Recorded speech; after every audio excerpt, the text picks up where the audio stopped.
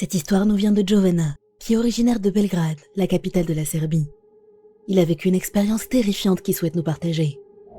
Il avait 17 ans quand ça s'est passé, et aujourd'hui, il en a 27. Ça fait 10 ans, mais il s'en souvient encore comme si c'était hier. Pour rendre la suite des événements plus claire, expliquons rapidement l'agencement de son appartement.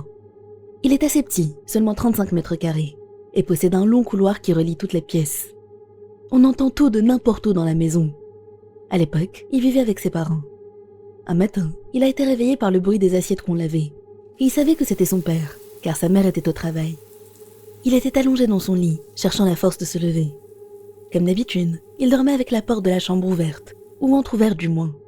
C'est comme ça qu'il a pu voir son père entrer précipitamment dans la salle de bain. Quelques instants après, il a entendu le bruit de l'eau qui coulait dans la salle de bain. Mais en même temps, il entendait toujours quelqu'un laver les assiettes dans la cuisine. Ça l'a perturbé, car il était seul avec son père dans l'appartement. Il lui a fallu quelques instants pour réaliser ce qu'il entendait. Il s'est levé pour vérifier ce qui se passait et savoir qui était chez lui, pensant que peut-être sa mère était restée à la maison et n'était pas allée travailler. Il s'est approché de la porte de sa chambre, d'où il pouvait voir l'entrée de la salle de bain et son père en train de se laver les mains au lavabo. Quelque chose semblait étrange chez lui. Il se souriait à lui-même dans le miroir. Jovana l'a interrompu en lui souhaitant bonjour et en lui demandant ce qu'il faisait. Ce à quoi il a répondu « Je me lave les mains », tout en gardant un regard étrange et un sourire légèrement inquiétant. Il a pensé qu'il lui faisait une blague ou que quelque chose l'avait fait rire, mais la sensation dans son ventre lui disait que quelque chose n'allait pas. Après quelques instants de contact visuel, il lui a demandé « Mais papa, qui lave la vaisselle dans la cuisine ?» Ce que son père lui a dit l'a traumatisé à jamais. Il a répondu avec un sourire encore plus grand « C'est moi aussi ». À ce moment-là, le cœur de Jovana s'est presque arrêté de battre. Il a couru vers la cuisine, où il a effectivement vu son père en train de laver les assiettes. De choc, il s'est mis à pleurer. Son père s'est essuyé les mains et lui a demandé ce qui le mettait dans un tel état. Il a essayé de convaincre Jovana que ce qu'il avait vu n'était qu'un rêve, mais ce dernier savait parfaitement que ce n'était pas le cas. Il est convaincu que c'était un démon qui essayait d'imiter son père.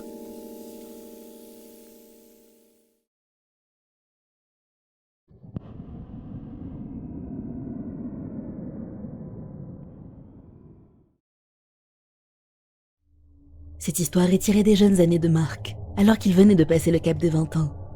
À cette époque, il était absolument passionné de chasse aux fantômes. Son meilleur ami Joshua partageait cette fascination, et ils ont souvent exploré ensemble des lieux supposément hantés. Un jour, ils ont décidé de visiter un hôtel réputé pour être particulièrement effrayant. L'hôtel en question n'avait rien de remarquable, hormis son apparence légèrement vieillotte et la musique inquiétante qui jouait dans le hall d'entrée. Marc et Joshua sont entrés dans la porte réputée hantée en chantant une chanson censée invoquer les esprits. Marc a lu un article sur son téléphone, publié par une communauté de chasseurs de fantômes. L'article mentionnait 3 règles essentielles à respecter dans la chambre 704. Ne jamais laisser d'odeur de nourriture dans la pièce. Toujours porter des vêtements dans la chambre. Ne jamais laisser la porte du placard du salon ouverte plus d'1 minute.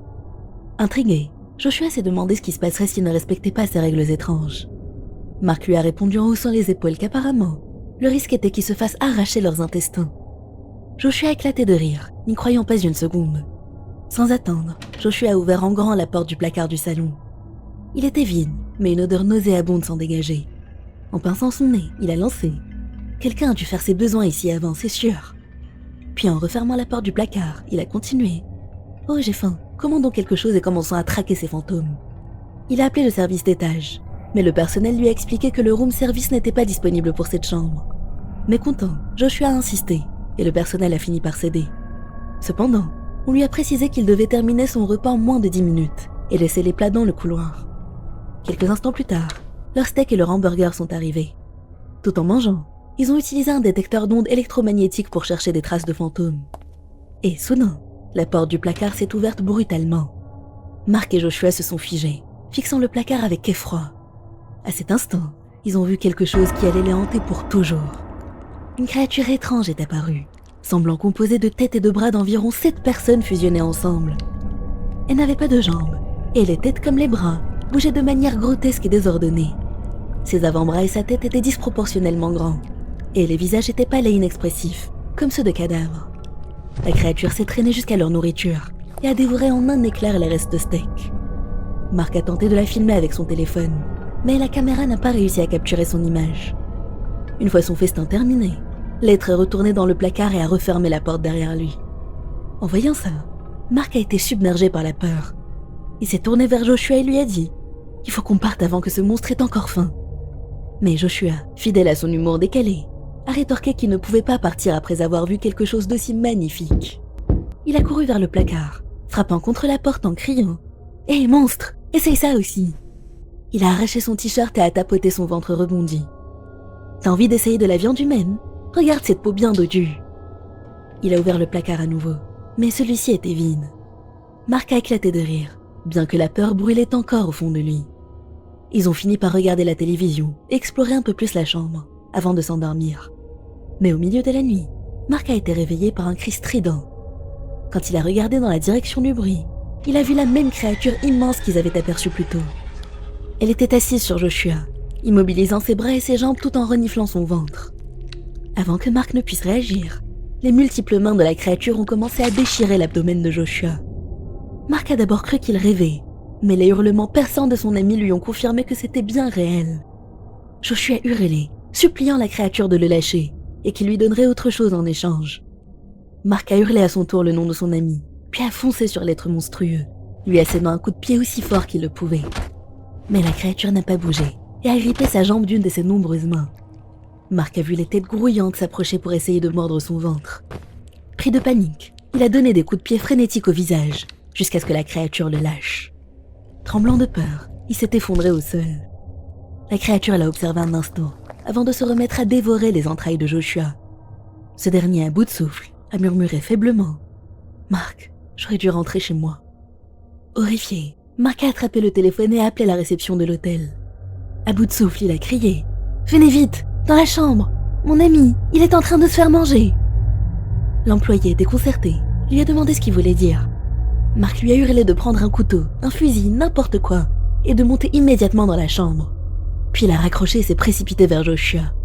La créature, satisfaite de son repas, riait d'un rire sinistre tout en mâchant les intestins de sa victime. Pris de désespoir, Mark a attrapé une Bible dans le tiroir de la table de chevet et a commencé à réciter des versets à voix haute.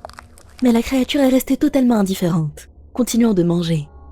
Mark, impuissant, a éclaté en sanglots, submergé par la peur et la douleur. C'est à ce moment-là qu'un employé de l'hôtel a frappé à la porte et est entré. En découvrant la scène macabre, il a vomi sur le champ. La créature avait déjà disparu, mais des traces de sang s'étendaient du lit jusqu'au placard. L'employé a immédiatement contacté la police. Lorsque les agents sont arrivés, ils étaient profondément troublés. Les intestins de Joshua avaient disparu sans laisser de traces, et les policiers, incrédules, répétaient sans arrêt que ça ne pouvait pas être réel. Quelques jours plus tard, Mark est retourné à l'hôtel pour confronter le directeur. Ce dernier, visiblement énervé, lui a lancé « Votre ami l'a provoqué. Elle ne mange pas de chair humaine en temps normal. » Furieux, Mark a répondu « Vous saviez ce qui pouvait arriver, et vous n'avez rien fait. » Le directeur a alors soupiré et lui a expliqué « Tant que nous lui donnons des intestins d'animaux chaque jour, il n'y a pas de problème. Mais cette chambre est la plus chère de l'hôtel, alors on ne peut pas se permettre de la laisser vide. Vous avez enfreint les règles. » Mark, brûlant de colère, a rétorqué « Très bien, vous voulez continuer à nourrir cette abomination, mais moi je vais en finir avec elle. Attendez-moi. » Il a quitté l'hôtel, bien décidé à venger Joshua. Pendant 6 mois, il s'est entraîné sans relâche, apprenant des arts martiaux mortels. Puis il est revenu à l'hôtel, armé de plusieurs armes tranchantes et prêt à en découdre. Dans la chambre 704, Mark a déposé des intestins de porc devant le placard et a crié, tenant un poignard dans chaque main. De la viande de la meilleure qualité est arrivée. Quelques instants plus tard, la porte du placard s'est lentement ouverte, laissant apparaître la créature. Et s'est précipitée sur les intestins, les dévorant avec avidité. Mais parmi les multiples visages qui tournaient autour de son corps, Mark en a reconnu un. Celui de Joshua.